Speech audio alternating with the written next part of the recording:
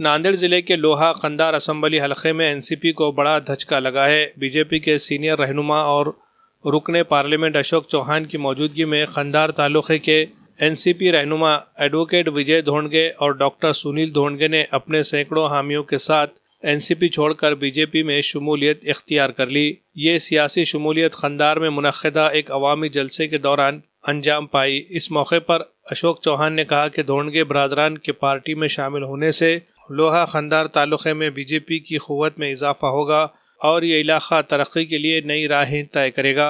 दूसरी जानिब डॉक्टर सुनील धोंडगे ने वाज़ेह किया कि उन्होंने किसी शर्त के बगैर बीजेपी में शमूलियत इख्तियार की है और वो पार्टी के नज़रिए के साथ जुड़कर अवाम की खिदमत करेंगे।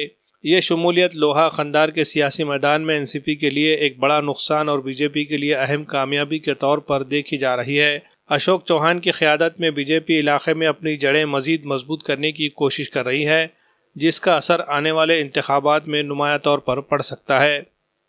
धोंडगे विजयराव धोंडगे ॲडव्होकेट धोंडगे परिवारातील 3 सदस्यांनी या ठिकाणी भाजपमध्ये प्रवेश केलेला आहे आणि हा मोठा प्रवेश मानला जातो, कारण या तालुक्यामध्ये सक्षमपणे धडाडीचे कार्यकर्ते म्हणून त्यांचं नावलौकिक होता।